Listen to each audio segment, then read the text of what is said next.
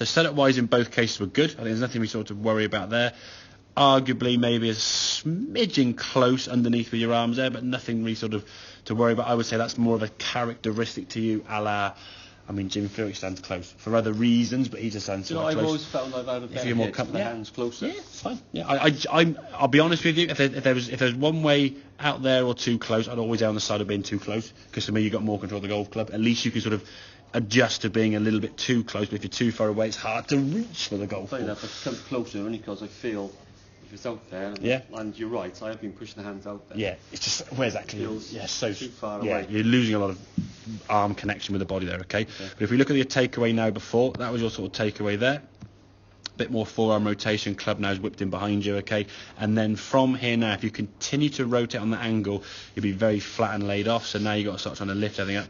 As you can see, sort of your body sort of rising up there, where your head and the spine rising up. So now you're losing a bit of spine, and your knees going forward, which generally means you're going to be losing a bit of posture, yet you're going up, so you're kind of going down with the lower half and up with the top half. Now your top half and your bottom half are doing this. You try and find your balance coming back down at 80, 90 mile an hour, especially the driver. So you're like, where am I going? Okay, so we can get that club working a bit less behind you. Yeah. If we look at the change here now, and that club goes back. There you go. There's your club there. Spot on. Okay, so left arm's nicely underneath your chin. Good connection there now. Top of the backswing there now. Good position. Okay, as you start down now, the club can work back down. The hands can work down the chest. Club's back in front of you there. Good strike of the golf ball. Release the body through, ball towards target. And again, this swing to me looked a bit more in balance because the club was kind of working around you a bit more. Okay.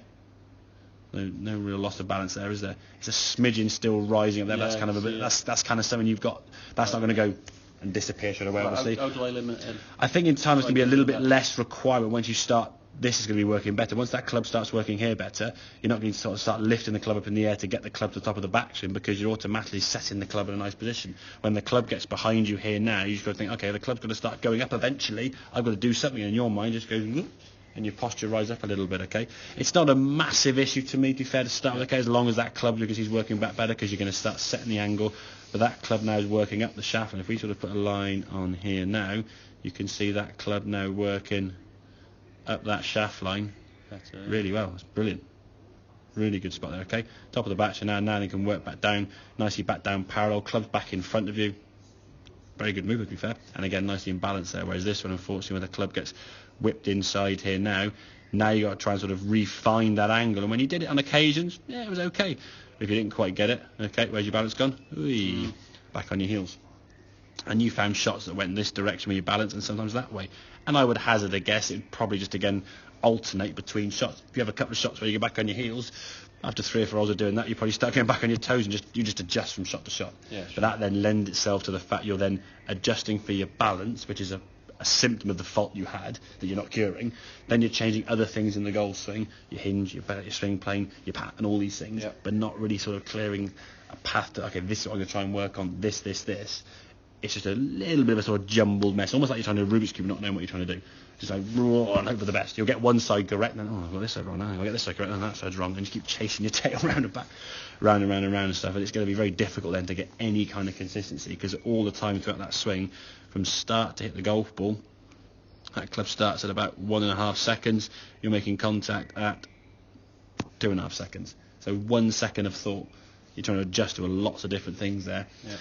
Your brain's going to get frazzled. And it's almost in some ways on the golf course like desperation, because the ball's going right, going left, going here, going there. You're just trying everything. And I think in some ways, and I always see this quite a lot, when people hit a few first shots there with that drill, to be honest with you, the 25, 30 balls of it today, the first 2 shots where you put the golf club into that position and paused and then swung, they were the 2 worst shots. Yeah. But by persevering with that and just sort of finding where that ball was, finding that position. To grind through exactly. I mean, you're a good golfer. You know you want to get to a stage. I think the time through the winter now we can work on that. But I think deep down we know we're all guilty of this. I'm the same. If you're on a golf course and we made a change and we didn't flush it, you wouldn't commit to that shot on the next shot, would you? You do something a bit different, or just try something different. I'll try again, but I'll try and add this to it. Then you're doing 3 or 4 things. Each day is very different. Your body always feels different. And exactly. Okay, if it's not the day today, it's not the day. Yeah, exactly. There's some days you go out there and you're gonna grind your tail off to break 80. But then some days you go there, you can shoot level par. depending on how that day's thing or what's working. If the putter's working well, the driver's just clicking together, whatever, and things are just working well. But if we can get that club working back more in front, but the thing is, its hands have got to work in, club's got to stay out. We don't want the hands to sort of work to stop. Is there anything I can work on then? I know you said the alignment. I would say with the alignment stick and stuff, work that alignment stick down the leg, to be fair. That's what I would say. Just keep working that, okay? Is there anything... Wall drill, alignment I have stick. looked at stuff. I don't know if there's anything away from here I can use as a reference to keep the club stopped going in. Or...